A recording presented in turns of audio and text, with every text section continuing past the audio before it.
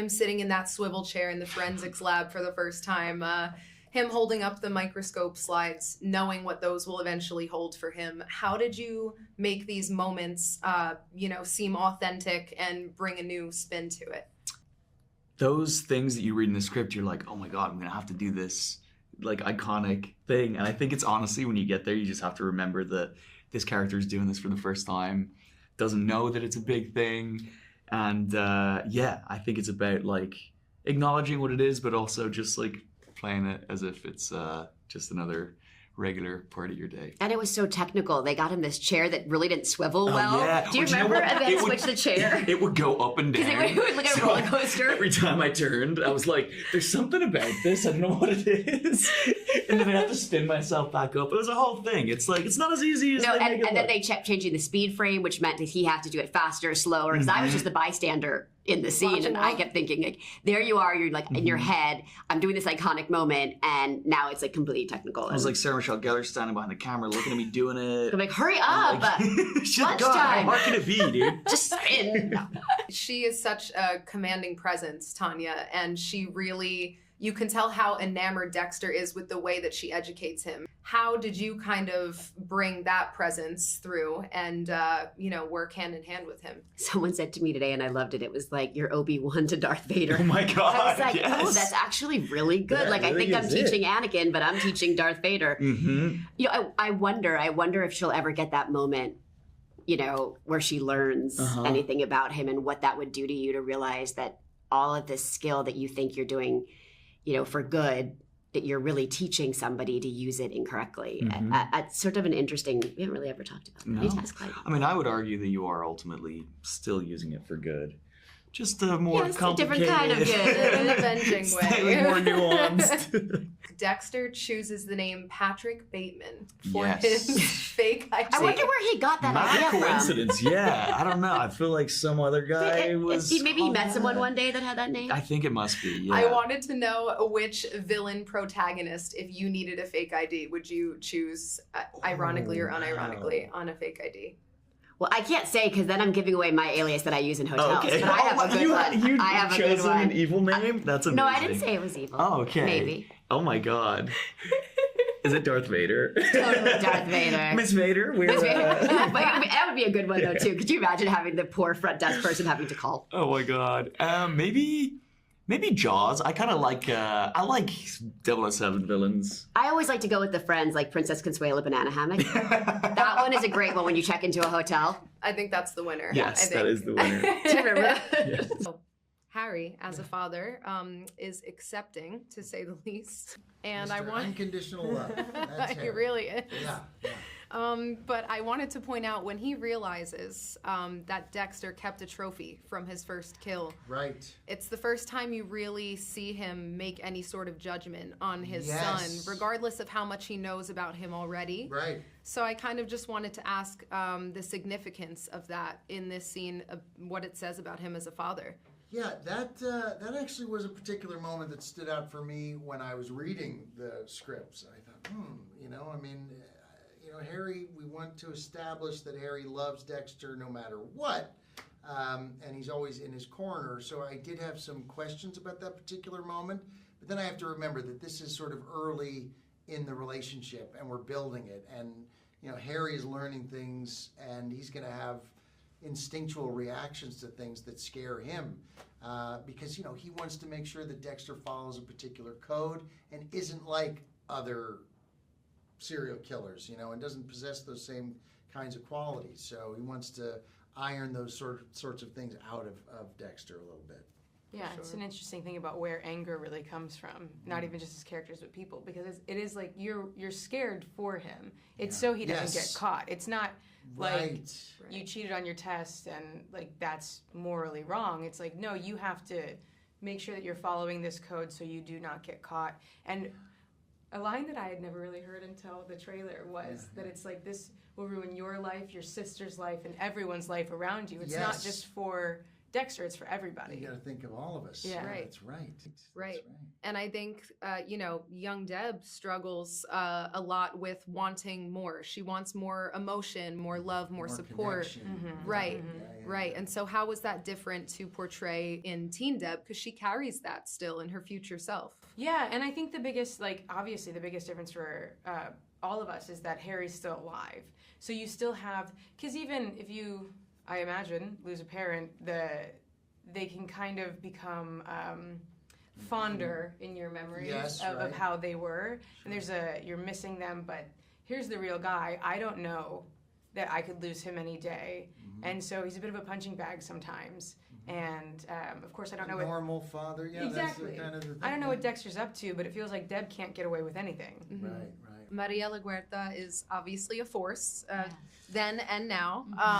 But I kind of wanted to ask you how you conveyed her confidence on screen when she's just carving out her place in the station. Oh, wow. Just like the Afro-Latina women in my life, I come from a Cuban family. They were, we're talking refugees, immigrants, people who came to this country for opportunity, and they did not take it lightly. They work hard for it. And I was just thinking for Maria, she's in Miami. It's kind of the heart of who I am, and the heart of who Maria is. And she came to this country on her own, and she comes from a family of fighters. So she's strong. She's a force not to be reckoned with. She's on her own, and she's focused. She's hyper-focused, and it's for a good cause at the end of the day. So I thought about all of those elements. Luckily, I also had the blueprint that was already there, that was set there for me. And I just got to play around with that with more of a fresher take of the beginnings of just how life is when you're starting. And, for her, she already is established as a narcotics detective.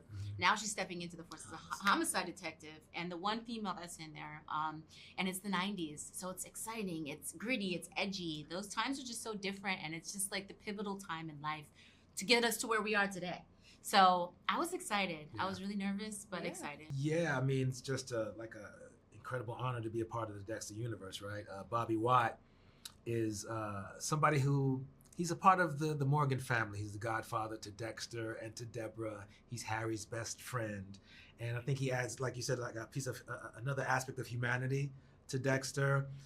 We get to see him and Harry in the 70s in this show when they were young narcotics detectives trying to make their way, make their bones, and then we see them in the 90s when they're like these grizzled veterans in the homicide department. So when young Dexter starts working in the forensics department, it's like he has his Uncle Bobby working there, that's something we didn't know about watching the OG series, right? So, it's like, you see your uncle, your aunt, they're like, they still look at you like a little There's kid. a nice level of comfort, though. Yeah, they're like, hey, yeah. So it's nice to see Dexter in that kind of position. So yeah, Bobby adds that kind of flavor to the show. No, absolutely. In your early days here in this series, you're still finding your rhythm in forensics, but there's no lack of confidence there, clearly, from your character. Sure. I want to know, what do you hope fans take from his character development in this series as opposed to the original? That's a good question. I think the coolest thing about the first season is that there's a totally different dynamic with Masuka and Dexter. Because on the original, they're friends already. Yeah. But at least on our show, Masuka kind of feels a sense of power over Dexter. So he kind of gets to boss him around a little bit because he's the intern on our show. And there's nothing better than bossing around Patty Gibson for like 12 hours a day. So that was great. So you really get to see that, and sort of how, as you said, Masuka came to be. Yeah. How'd you nail down that laugh? Was it easy? Was it hard? I had like a weekend, and just Googled, I think C.S. Leon Comic Con. He had like an instructional guide on how to do the laugh, and there are montages of that. So yeah, I just worked on it. You got it pretty quick though. You had to. Like I wouldn't have the job then. Yeah. It does it. Could you give us one right now? Every time it gets me. In terms of Batista, what do you hope people notice about his character development here?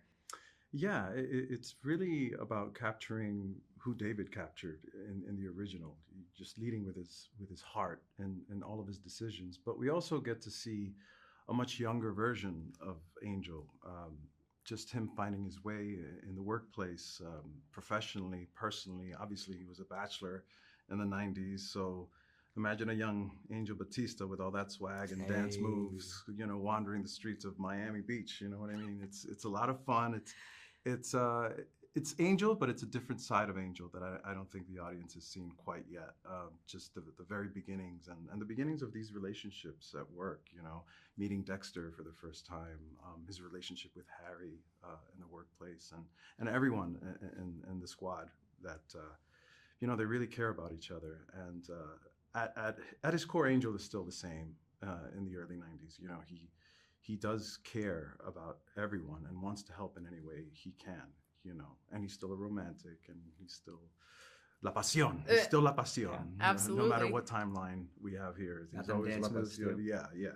And one thing that is still the same, he always had his eye on LaGuerta. Oh.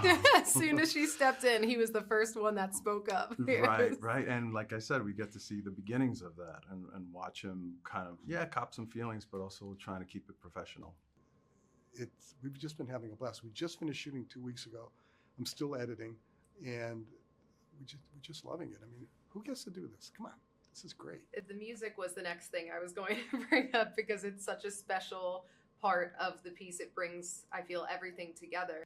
Just the fact that it's a period piece. It takes place in 1991 and 1973. So music, colors. I'll go back to music, because we've got great rock songs in the show.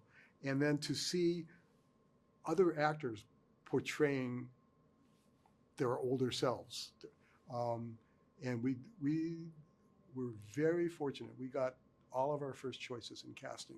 What was it like bringing those new characters into play? Well, the two new characters are Tanya, played by Sarah Michelle Gellar, and Patrick Dempsey, who plays the homicide captain. Tanya is a very strong-minded, independent woman who is the only woman who's in charge of any department within homicide. And she knows it, and she plays it. And Patrick Dempsey loves the collaborative atmosphere that we have.